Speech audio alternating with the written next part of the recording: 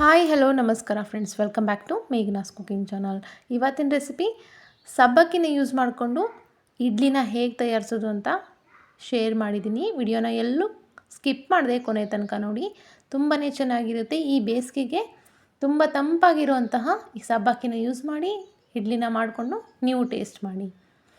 ಮೊದಲಿಗೆ ನಾನಿಲ್ಲಿ ಒಂದು ಅರ್ಧ ಬೌಲಷ್ಟು ನೈಲಾನ್ ಸಬ್ಬಕ್ಕಿನ ತೊಗೊಳ್ತಾ ಇದ್ದೀನಿ. ನೀವು ದೊಡ್ಡ ಸಬ್ಬಕ್ಕಿನಾದರೂ ತೊಗೋಬೋದು, ಚಿಕ್ಕದಾದರೆ ಇನ್ನೂ ಚೆನ್ನಾಗಿರುತ್ತೆ ಅಂತ ನೈಲಾನ್ ಸಬ್ಬಕ್ಕಿ ತೊಗೊಂಡಿದ್ದೀನಿ. ಅದೇ ಬೌಲ್ ಅಳತೆಯಲ್ಲಿ 1 ಬೌಲಷ್ಟು ಇಡ್ಲಿ ರವೆನ ತೊಗೋತಾ ಇದ್ದೀನಿ.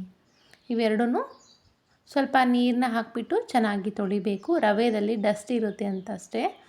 ಸ್ವಲ್ಪ ಚೆನ್ನಾಗಿ ತೊಳೆದ್ಬಿಟ್ಟು ಹೀಗೆ ನೀರನ್ನೆಲ್ಲ ಆಚೆ ತೊಗೊಂಡ್ಬಿಡೋಣ. ನಂತರ ನಾವು ಈ ರವೆ ಹಾಗೆ ಸಬ್ಬಕ್ಕಿಗೆ ಯಾವ ಬೌಲಲ್ಲಿ ರವೆ ಹಾಗೆ ಸಬ್ಬಕ್ಕಿನ ತೊಗೊಂಡಿದ್ವಲ್ಲ ಅದೇ ಬೌಲಲ್ಲಿ ಅರ್ಧ ಬೌಲಷ್ಟು ಕಡ್ದಿರೋಂತಹ ಮೊಸರನ್ನ ಹಾಕ್ತಾಯಿದ್ದೀನಿ. ಹಾಗೆ ಅರ್ಧ ಬೌಲಷ್ಟು ನೀರನ್ನ ಹಾಕಿಬಿಟ್ಟು ಚೆನ್ನಾಗಿ ಮಿಕ್ಸ್ ಮಾಡ್ಕೋಬೇಕು. ನೋಡಿ, ಇದು ಕಡಿಮೆ ಅಂದರೂ 4ರಿಂದ 5 ಅವರಷ್ಟು ನೆನೆಬೇಕು. ಹಾಗಾದರೆ ಇಡ್ಲಿ ತುಂಬಾ ಚೆನ್ನಾಗಿ ಬರುತ್ತೆ. ನಾನಿಲ್ಲಿ ರಾತ್ರಿಯೇ ಕಲಸಿಡ್ತಾ ಇದ್ದೀನಿ. ಫುಲ್ 8 to 9 ಅವರ್ಸ್ ಅಷ್ಟು ನೆಂದಿದೆ.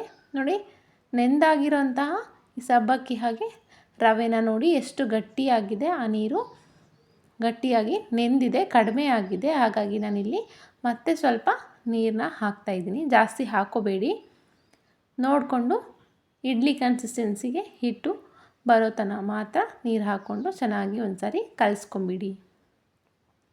ನಂತರ ಇದಕ್ಕೆ ರುಚಿಗೆ ತಕ್ಕಷ್ಟು ಉಪ್ಪನ್ನು ಕೂಡ ಆ್ಯಡ್ ಮಾಡ್ತಾಯಿದ್ದೀನಿ.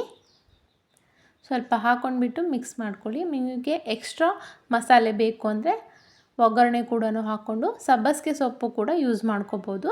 ನಾನಿಲ್ಲಿ ಪ್ಲೇನಾಗಿ ಸಬ್ಬಕ್ಕಿ ಇಡ್ಲಿನ ಮಾಡ್ತಾಯಿದ್ದೀನಿ. ಇವಾಗ ಇಡ್ಲಿ ಪ್ಲೇಟಿಗೆ ಆಯಿಲ್ನೆಲ್ಲ ಸ್ಪ್ರೆಡ್ ಮಾಡಿಬಿಟ್ಟು ಹಿಟ್ಟನ್ನು ಒಂದೊಂದಾಗೇ ಹೀಗೆ ಇಡ್ಲಿ ಪ್ಲೇಟಿಗೆ ಹಾಕ್ಕೊಳ್ಳೋಣ. ಜಾಸ್ತಿ ಹಾಕೋಬೇಡಿ, ಉಬ್ಬಿ ಬರುತ್ತಲ್ಲ ತುಂಬ ಚೆನ್ನಾಗಿ ಬರುತ್ತೆ. ಹಾಗಾಗಿ ಸ್ವಲ್ಪದಾಗಿ ಹಿಟ್ಟನ್ನ ಪ್ರತಿಯೊಂದು ಪ್ಲೇಟಿಗೂ ಹಾಕ್ಕೊಳ್ಳಿ. ನಂತರ ಇಡ್ಲಿ ಸೆಟ್ಟಿಗೆ ಹೀಗೆ ಒಂದೊಂದಾಗಿ ಜೋಡಿಸ್ಕೊಂಡ್ಬಿಟ್ಟು ಇಡ್ಲಿ ಪಾತ್ರೆಗೆ ಸ್ವಲ್ಪ ನೀರನ್ನ ಹಾಕಿಬಿಟ್ಟು ಈ ಸೆಟ್ಟನ್ನ ಇಡ್ಲಿ ಪಾತ್ರೆ ಒಳಗೆ ಇಟ್ಬಿಡೋಣ.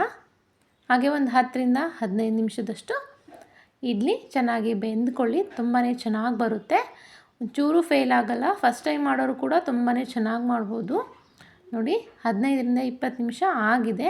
ಇವಾಗ ಚೆನ್ನಾಗಿ ಬೆಂದಿದೆ. ಇಡ್ಲಿನ ಹೀಗೆ ಸ್ಪೂನ್ ಸಹಾಯದಿಂದ ತೆಗಿತಾ ಇದ್ದೀನಿ.